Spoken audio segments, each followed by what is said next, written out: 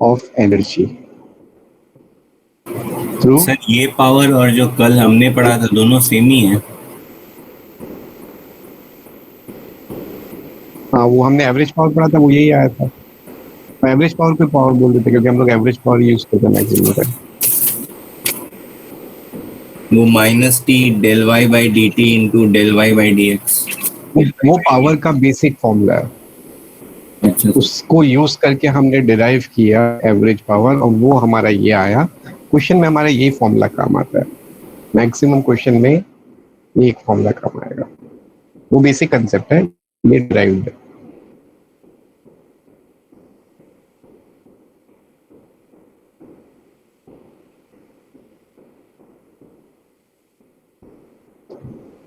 ठीक है। अब ये पावर क्या बताता है कि जब स्ट्रिंग में वेव ट्रेवल करता है तो किसी भी पार्टिकल के थ्रू, ये याद रखना, किसी भी पार्टिकल के थ्रू किस रेट से एनर्जी ट्रांसफर हो रहा है, कोई भी पार्टिकल किस रेट से एनर्जी ट्रांसफर, ये बताता है।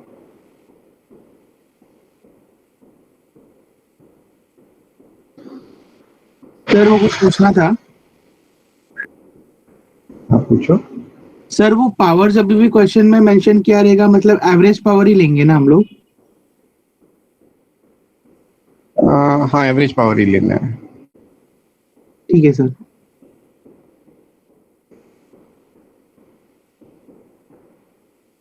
अब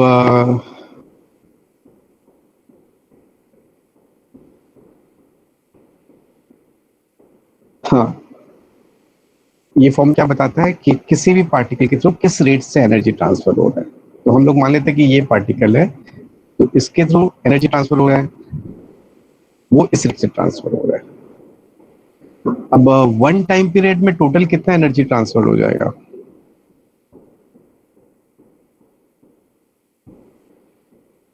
इस पार्टिकल के थ्रू वन टाइम पीरियड में टोटल कितना एनर्जी ट्रांसफर होगा?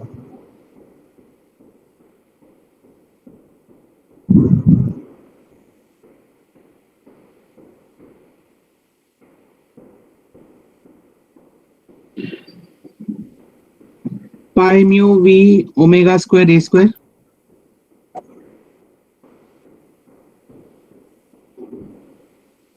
क्या बोला तुमने? Pi mu v omega square ए स्क्वायर। पाई पाई कैसे आ हाँ। गया? एक टाइम पीरियड है ना? पाई कैसे आ गया? हाँ, तो एक टाइम पीरियड तो पाई। हाँ, नहीं नहीं, सॉरी सॉरी।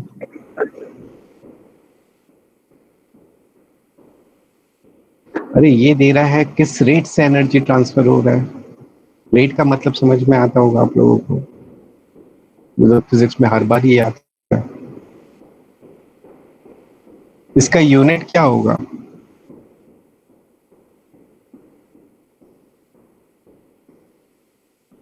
पावर का यूनिट तो पता होगा। वॉट। हाँ, वॉट होगा। वॉट को हम लोग और क्या बोल सकते हैं? जूल पर सेकेंड। मान लो इसका वैल्यू 10 आ गया, इसका मतलब एक सेकंड में कितना एनर्जी ट्रांसफर हो रहा है? 1 जूल। 2 सेकंड में कितना होगा? 1 जूल नहीं हो रहा है, 10 जूल हो रहा है। दो सेकंड में कितना होगा? 20 जूल्स। तो वन टाइम पीरियड में कितना होगा? पावर अपॉन फ्रीक्वेंसी जितना। एक सेकंड का निकालने के लिए 10 बोला, 2 सेकंड का निकालने के लिए 2 से मल्टीप्लाई किया, 3 सेकंड का निकालने के लिए 3 से मल्टीप्लाई करेंगे, तो वन टाइम पीरियड का निकालना होगा,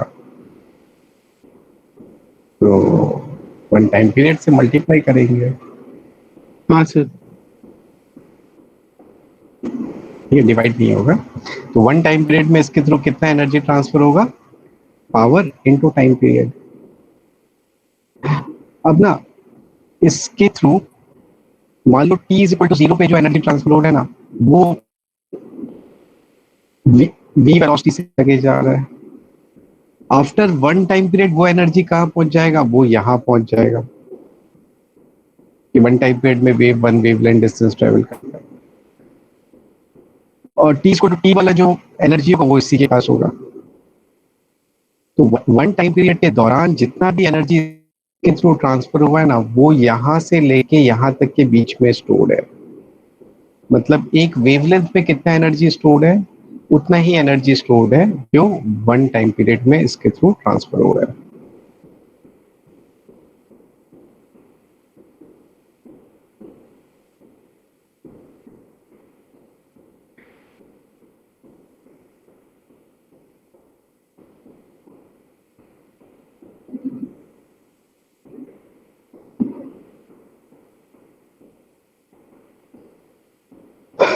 तो एक वेवलेंथ का कभी एनर्जी स्टोर निकालना है तो एवरेज पावर को पीरियड से मल्टीप्लाई कर देना।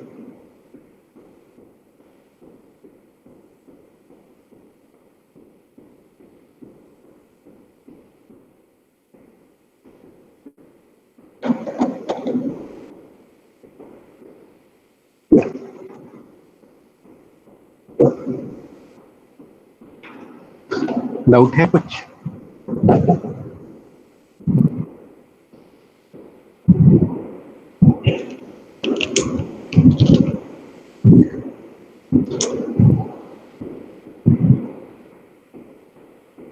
नेक्स्ट है इंटेंसिटी। इंटेंसिटी होता है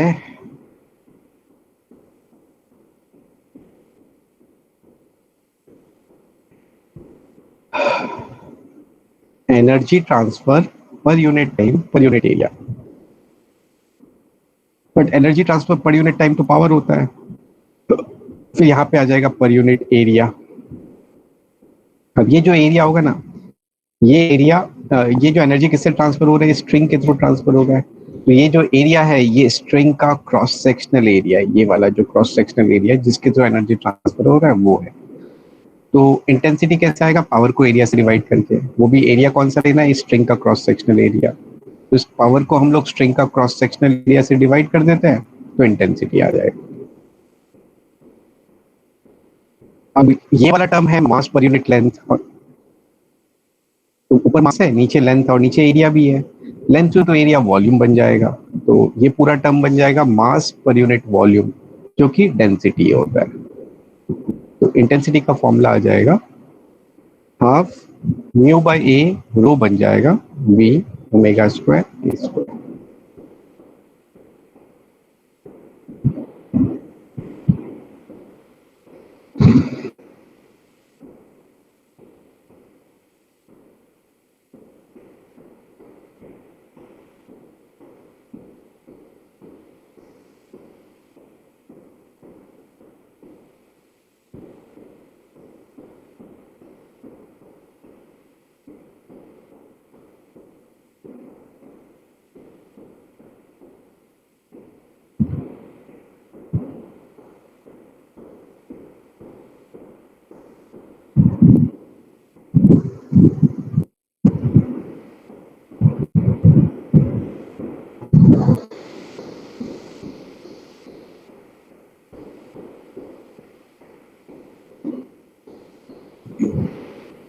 हाँ सर, हो गया।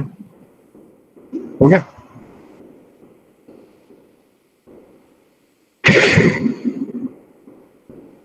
नेक्स्ट है सुपरपोजिशन ऑफ ट्रैवलिंग वेव।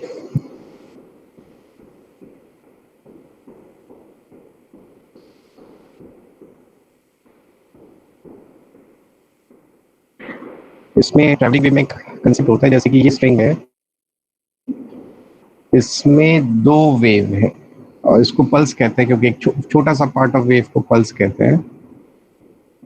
एक पल्स राइट जा रहा है और एक पल्स लेफ्ट जा रहा है। तो ये आगे जाके कहीं पे मिलेंगे, जहाँ पे भी मिलेंगे वहां पे ऊपर वाला पल्स तो ऊपर जा रहा है और नीचे वाला पल्स नीचे की तरफ है। अब ऊपर वाला पल्स बोलेगा, ऊपर वाला पल्स जो स्ट्रिंग के इस पार्टिकल को ऊपर डिस्प्लेस करना चाहता है, नीचे वाला पल्स स्ट्रिंग के इस पार्टिकल को नीचे डिस्प्लेस करना चाहता है। तो इस पार्टिकल का जो नेट डिस्प्लेसमेंट होगा ना, वो इस दोनों का सम होगा।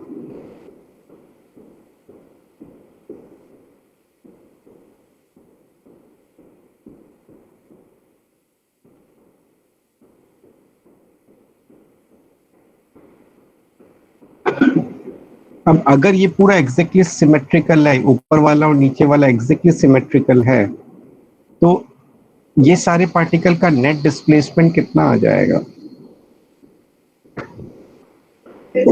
0। 2 जीरो आ जाएगा, क्योंकि कैंसिल आउट हो जाएंगे। जीरो आ जाएगा तो हमें ऐसा दिखेगा, फ्लैट। फ्लैट दिखेगा, इसका मतलब इसमें वेव है कि नहीं है? नहीं है। नहीं, वेव अभी भी है। वो दो जो वेव है ना, ऐसे फ्लैट दिख रहा है, लग रहा है कि कोई वेव नहीं है, बट वेव अभी भी है। और वो दोनों वेव ना, अब जैसे एक दूसरे को पूरा ओवरलैप करेंगे तब तो जीरो हो जाएगा। फिर अब ये और थोड़ा सा राइट जाएगा, अब ये थोड़ा सा लेफ्ट जाएगा, तो वेव हमें दिखेगा। उसके बाद फिर से ये अलग अलग ऐसे हो जाएंगे। जब पूरा एक दूसरे के ऊपर सुपर इम्पोज होंगे तो पूरा फ्लैट हो जाएगा, उसके थोड़े टाइम बाद ऐसे वेव निकलेगा। ऐसा नहीं कि वेव चला जाएगा, वेव रहेगा उस समय।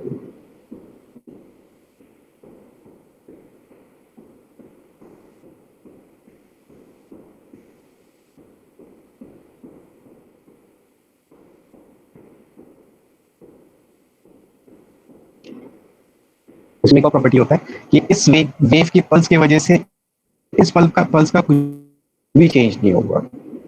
सिमिलरली इस पल्स की वजह से इस पल्स का कुछ भी चेंज नहीं होगा। मतलब वेव जब एक दूसरे के साथ सुपर इम्पोज होते हैं तो वो एक दूसरे को अफेक्ट नहीं करते हैं।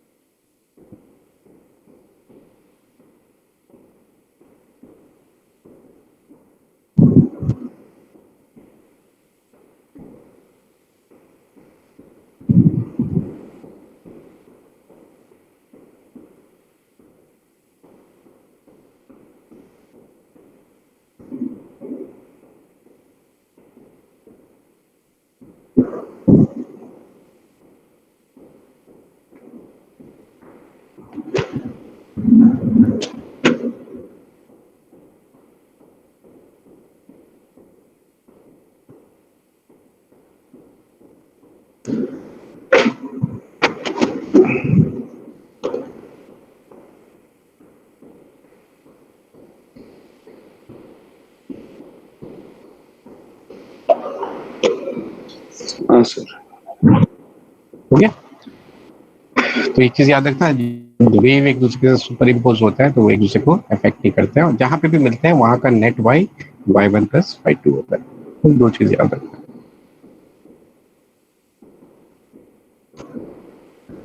इसको इंटरफेरेंस भी कहते हैं। इंटरफेरेंस सुपरपोजिशन सेम चीज है।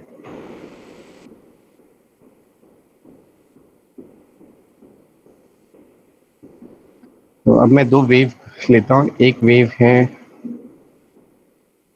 a1 sign omega T minus K x, दूसरा वेव है a2 sign omega T minus K X plus five.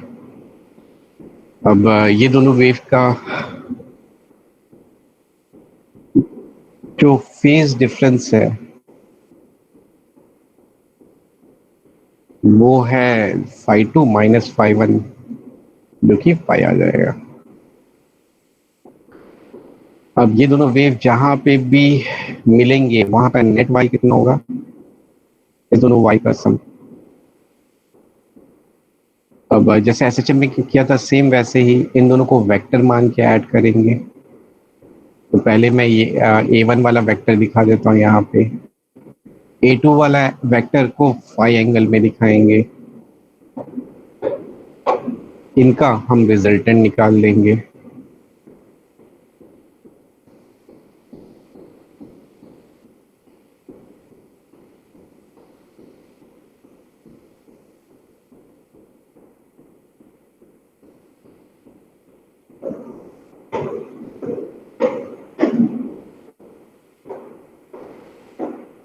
ये जो रिजल्टेंट है ये रिजल्टेंट एसएचएम का एम्पलीट्यूड आएगा, और यहाँ से हम अल्फा भी निकाल लेंगे।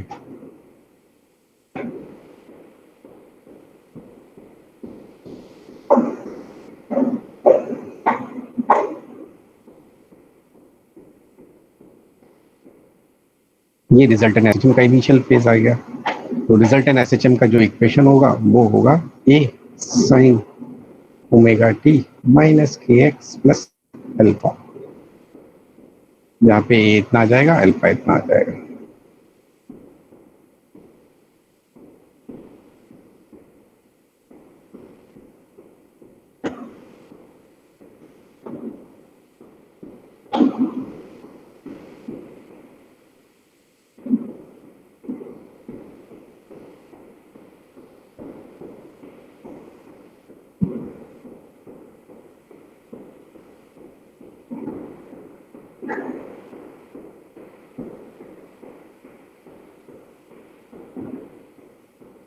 सर इसमें तो एक कांस्टेंट है ना, मतलब ये एक फिक्स पार्टिकल के लिए रहेगा ना ऐसा चीज?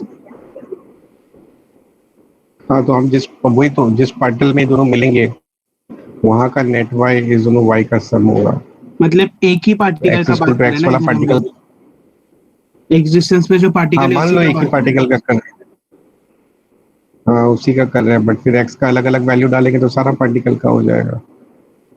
हैं। हाँ सर।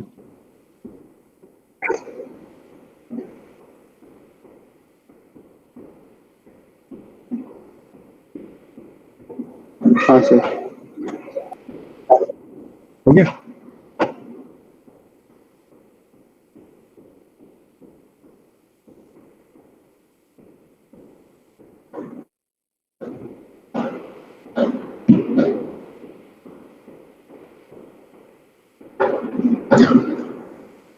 फिर नेक्स्ट है कंस्ट्रक्टिव इंटरफेरेंस।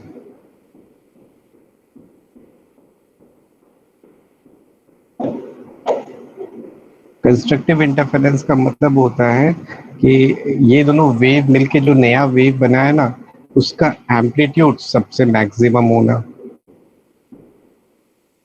जो रिजल्टेंट वेव बन रहा है उसका एम्पलीट्यूड सबसे मैक्सिमम होना।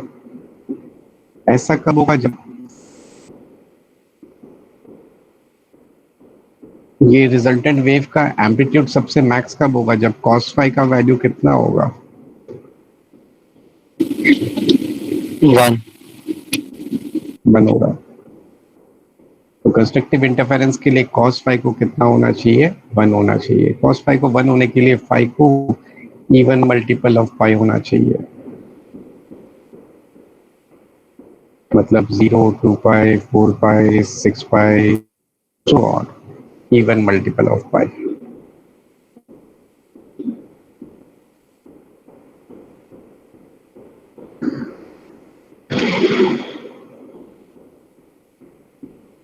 और वो मैक्सिमम एम्पलीट्यूड कितना आ जाएगा? cos फाई को 1 डाल देंगे तो a1 प्लस a2 आ जाएगा।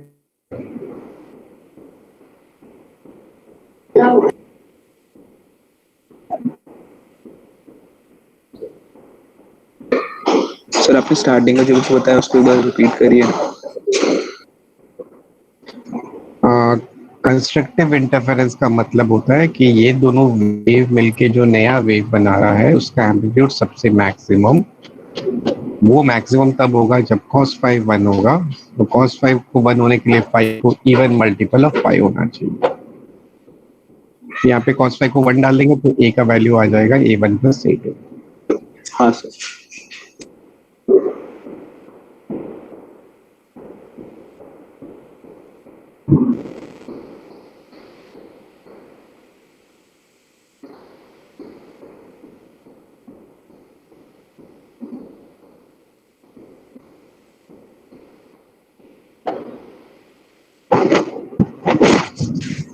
हो गए सर।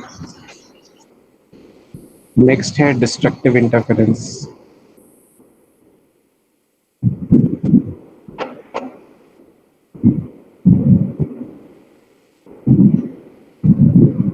डिस्ट्रक्टिव इंटरफेरेंस का मतलब होता है कि जो रिजल्टेंट वेव बन रहा है उसका एम्पलीट्यूड सबसे मिनिमम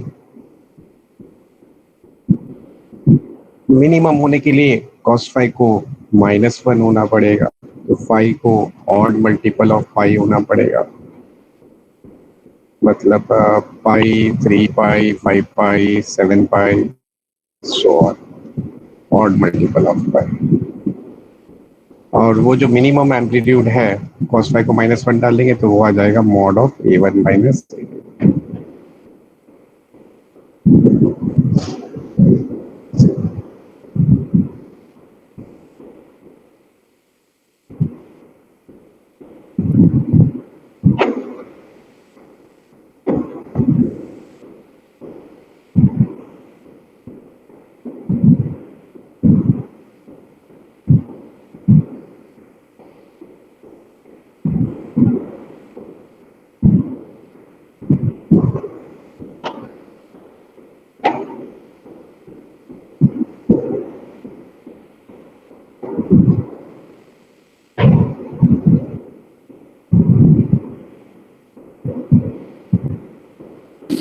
हाँ सर, लिख लिया।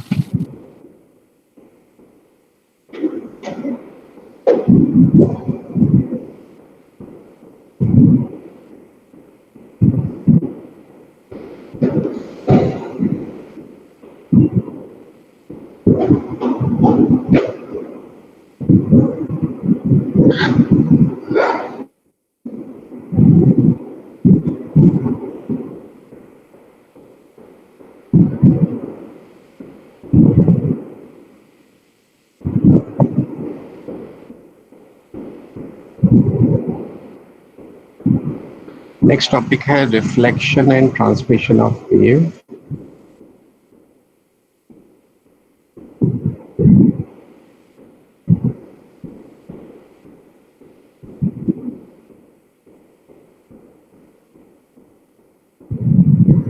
सर इंटरफेरेंस मतलब जब दो वेव टकराते हैं, एक बार वापस बोलो। मतलब दो वेव जब कोलाइड करते हैं उसको इंटरफेरेंस कहते हैं ना। हाँ,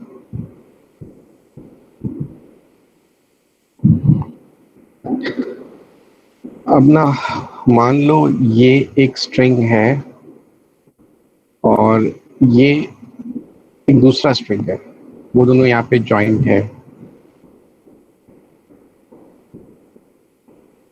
तो इसको कहेंगे इंटरफेस, क्योंकि ये दो अलग अलग मीडियम है, अलग अलग स्ट्रिंग है तो अलग अलग मीडियम है, ये इंटरफेस है। मान लो ये पतला स्ट्रिंग है और ये वाला मोटा स्ट्रिंग है बहुत।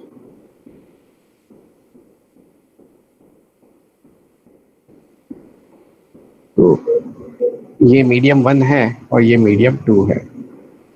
अब ना यहां से जो वेव आएगा ये इसके बाद सेकंड मीडियम में जाएगा। सेकंड मीडियम में वो मोटा स्ट्रिंग है,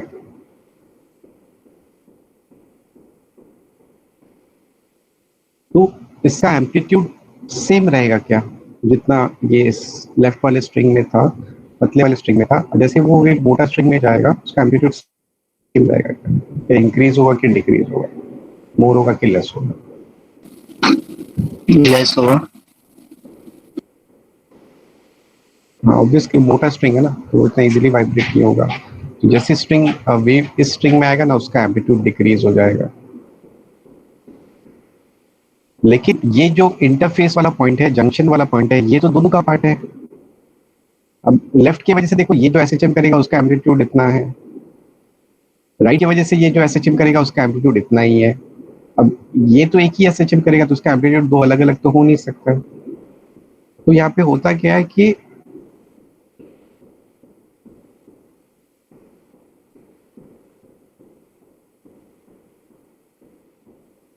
जब यहाँ पे आता है तो यहाँ पे एक वेव रिफ्लेक्ट भी हो जाता है। तो यहाँ से इंसिडेंट वेव आया, इसको कहेंगे इंसिडेंट वेव, इसको कहेंगे ट्रांसमिटेड वेव क्योंकि ये आगे जा रहा है, और एक वेव रिफ्लेक्ट भी होगा, रिफ्लेक्टेड वेव।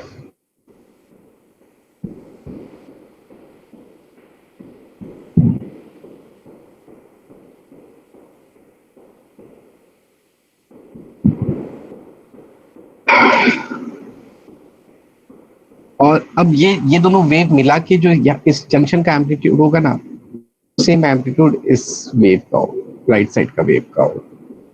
तो यहाँ पे हम यही पढ़ रहे हैं। तो वेव का एक प्रॉपर्टी होता है कि वेव जब भी अपना मीडियम चेंज करता है ना,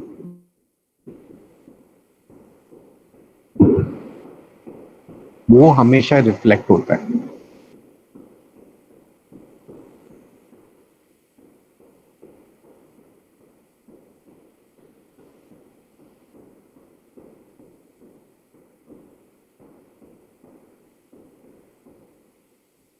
तो अभी हम लोग ये निकालेंगे, हमें इंसिडेंट वेव पता है, हम ट्रांसमिटेड वेव का इक्वेशन निकालेंगे और रिफ्लेक्टेड वेव का इक्वेशन निकालेंगे, क्या क्या होगा। ठीक है,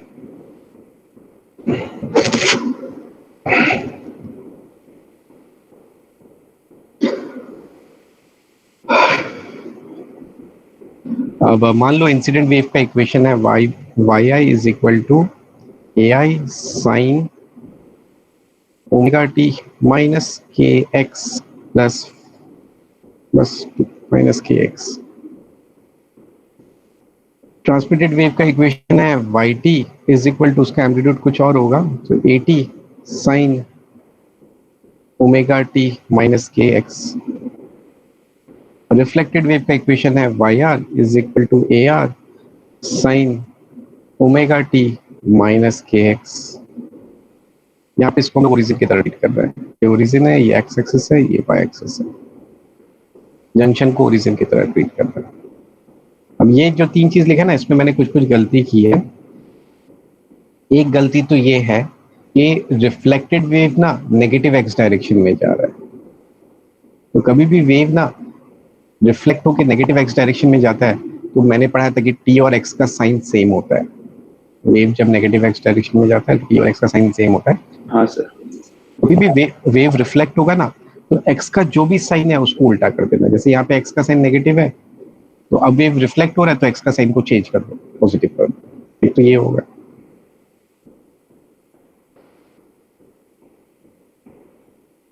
नेक्स्ट, ओमेगा जो है वो एंगुलर फ्रीक्वेंसी है। फ्रीक्वेंसी मैंने पढ़ाया था सोर्स पे डिपेंड करता है। ये जो वेव आया वो एक ही सोर्स की वजह से आया, तो ये तीनों वेव का फ्रीक्वेंसी तो सेम रहेगा, तो ओमेगा सेम रहेगा। लेकिन के होता है 2 पाई बाय लैम्डा। यहाँ पे लैम्डा वेवलेंथ है, जो कि मैंने ऐसे पढ़ाया था कि वो सोर्स पे भी डिपेंड करता है और मीडियम पे भी डिपेंड करता है। एक सेकेंड रुकना।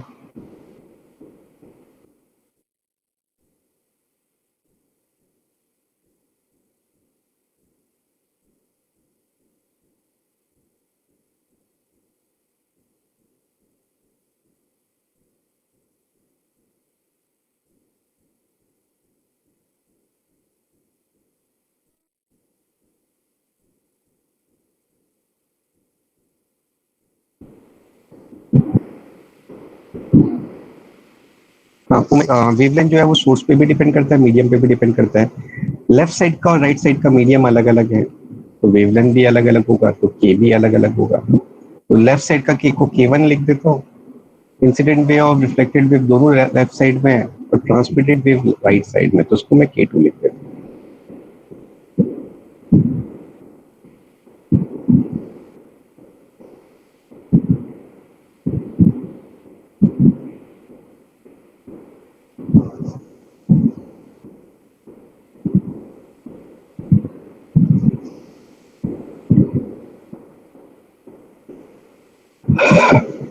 अब जंक्शन के राइट साइड में ट्रांसमिटेड वेव है, लेफ्ट साइड में दो वेव है, इंसिडेंट और रिफ्लेक्टेड वेव।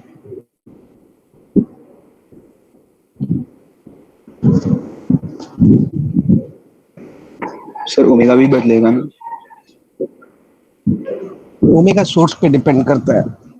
सोर्स जिस फ्रीक्वेंसी से ऑसिलेट करा रहा है उसी फ्रीक्वेंसी से इंसिडेंट वेव ऑसिलेट करेगा, फिर इंसिडेंट वेव की वजह से ट्रांसमिटेड वेव भी उसी फ्रीक्वेंसी से ऑसिलेट करेगा और रिफ्लेक्टेड वेव भी उसी फ्रीक्वेंसी से ऑसिलेट करेगा।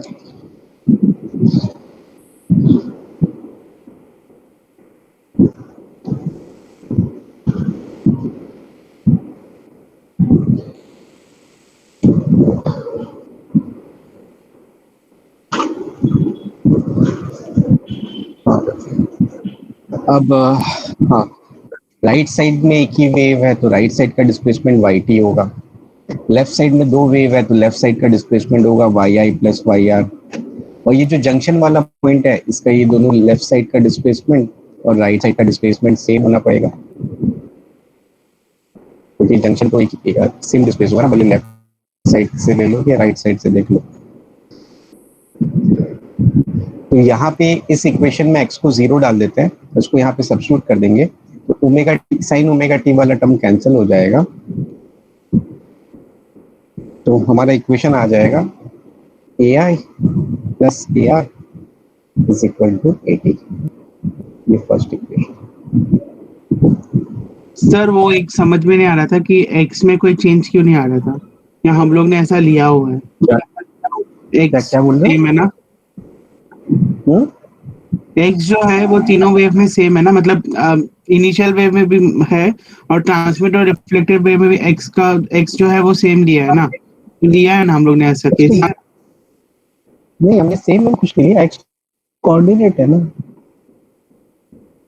ट्रांसमिटेड वेव हाँ के लिए मतलब जो x होगा वो राइट, पार्टिकल के बारे में, हाँ ठीक है। ट्रांसमिटेड वेव पे जो x होगा वो राइट वाले पार्टिकल के बारे में है, और रिफ्लेक्टेड और इंसिडेंट वेव का जो x है वो लेफ्ट वाले पार्टिकल का है। कोऑर्डिनेट है, कुछ भी हो सकता है। हाँ सर समझा। ठीक है, और ये जो जंक्शन है, ये लेफ्ट की वजह से जितना डिस्प्लेस होगा, राइट की वजह से जितना डिस्प्लेस होगा, दोनों को सेम होना पड़ेगा। लेफ्ट की वजह से ये Y I plus Y R displace हो रहा है, राइट की वजह से वाई टी डिस्प्लेस हो रहा है, तो दोनों को इक्वल होना पड़ेगा। तो मैंने इस इक्वेशन में x को 0 डाल दिया, इस तीनों को यहाँ पे सब्स्टिट्यूट कर दिया, तो साइन ओमेगा टी का टर्म कैंसिल हो जाएगा, तो आ जाएगा a i plus a r is equal to 80।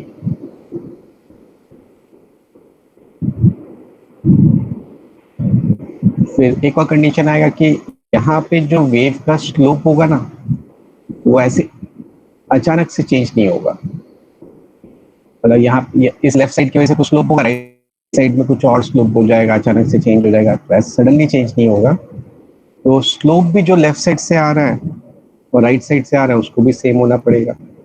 Slope का मतलब होता है del Y by del T del x.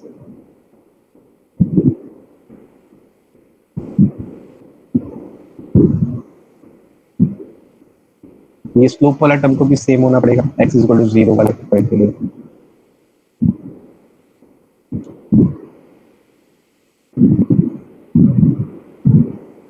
अब स्लोप निकालने के लिए इसको मैंने डिफरेंशिएट कर दिया, फिर से x को 0 कर दिया, फिर से ओमेगा टी कैंसिल हो जाएगा, तो वो तुम लोग कर लेना डिफरेंशिएट करके, तो हमारा आ जाता है माइनस ए आई के वन प्लस ए आर के टू इज इक्वल टू 80 के टू, ये के वन आएगा सर।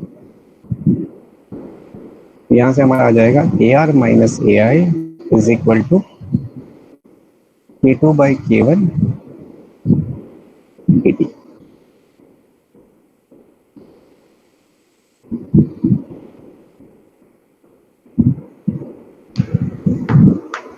सर ये स्लोप वाला समझ में नहीं आया, मतलब ये इक्वेशन हम लोग ने वो डिफरेंशिएट करके समझा, लेकिन उसका मतलब कैसे आया वो समझ में नहीं आया।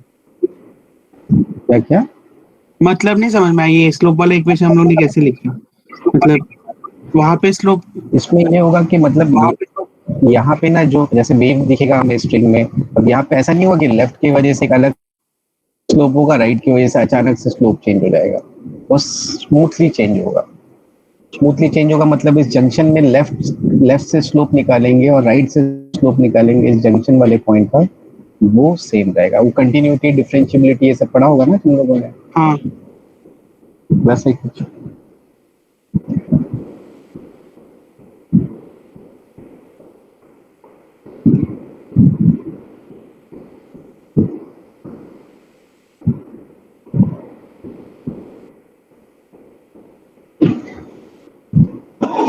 अब v जो होता है वो होता है ओमेगा बाई के। ओमेगा तो सबका सेम है, v जो है वो k से इनवर्सली प्रोपोर्शनल है, तो k2 बाई k1 को हम लिख सकते हैं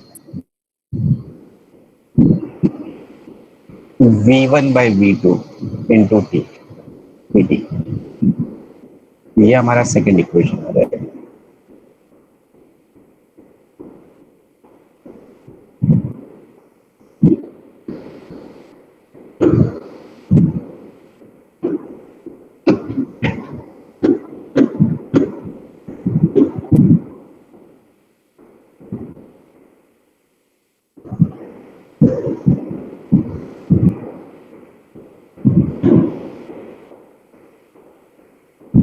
अब ये दोनों इक्वेशन को सॉल्व करेंगे ना तो हमारा AT आ जाएगा 2V2 by V2 plus V1 into AI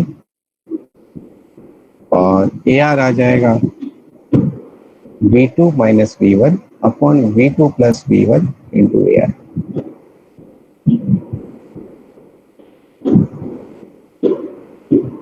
ये फॉर्मूला हमें याद रखना, मतलब ये फॉर्मूला ड्राइव करने के लिए इतना कुछ करना पड़ा, पर आप लोग चाहो तो सिर्फ इसको याद कर लो।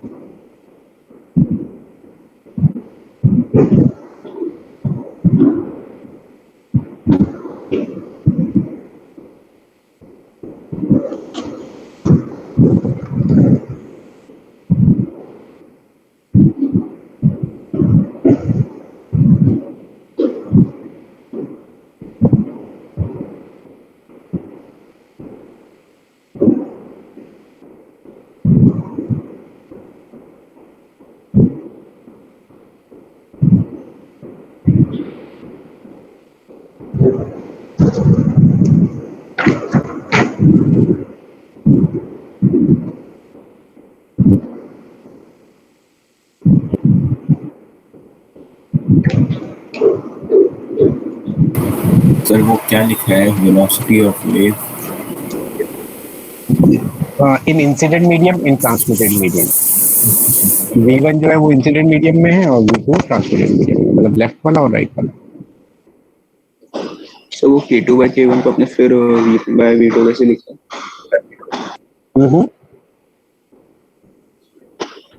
K2 by K1 को और ने फिर से वो V1 by V2 लिख दिया ना।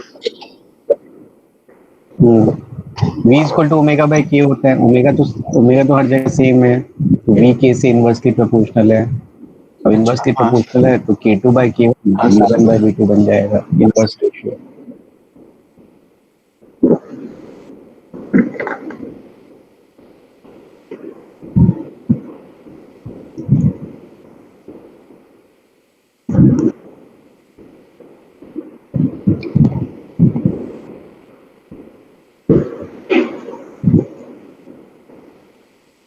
अब कोई डेरिवेशन वैसे जानने की जरूरत नहीं है, बस हम ये फॉर्मूला याद रखते हैं ना, उतना बहुत है।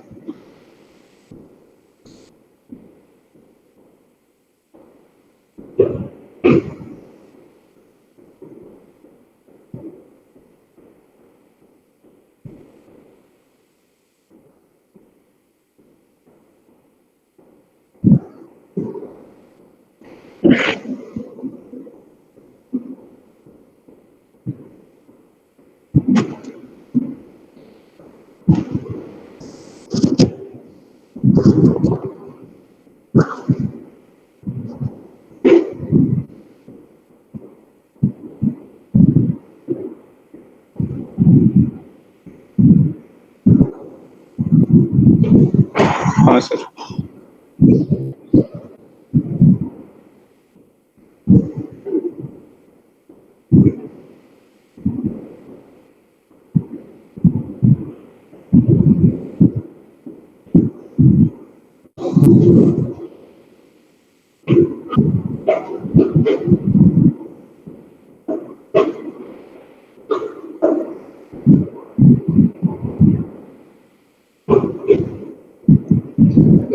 अब ना अगर राइट साइड का मीडियम डेंसर है तो वहां पे जो वेव का वेलोसिटी होगा वो ज्यादा होगा कि कम होगा? ऑब्वियसली डेंसर मीडियम है तो कम होगा, तो V2 कम होगा। अब V2 कम है तो ये वाला जो वैल्यू आएगा ना V2 माइनस V1 वाला, यहाँ पे V2 छोटा है तो ये वाला वैल्यू नेगेटिव आ जाएगा। राइट साइड में अगर डेंसर मीडियम है ना तो ये वाला वैल्यू नेगेटिव आएगा, ये वाला वैल्यू नेगेटिव आएगा, मतलब यहाँ पे एक माइनस साइन आएगा। और यहाँ पे एक माइनस साइन आ रहा है मतलब ये स्टैंडर्ड फॉर्म में नहीं है, इसको स्टैंडर्ड में कन्वर्ट करेंगे तो ये बन जाएगा sine of theta plus pi. मतलब अगर राइट साइड वाला मीडियम डेंसर है तो जो रिफ्लेक्टेड वेव है उसका फेस कितना चेंज होगा? पाई से।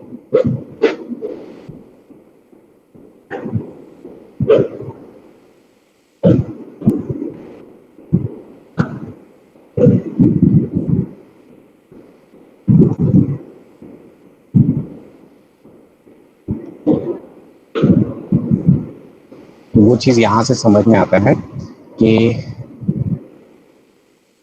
ये अगर रेयर मीडियम है, ये डेंसर मीडियम है, तो वेव जब रिफ्लेक्ट होगा ना, तो उसका जैसे अगर जो इंसिडेंट वेव है उसका अगर फेज 0 है, तो रिफ्लेक्टेड वेव का जो फेज है वो पाई से चेंज होगा।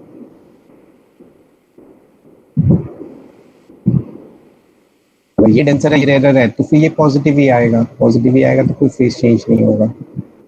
तो जो वेव रिफ्लेक्ट होगा ना, उसका फेज चेंज नहीं होगा।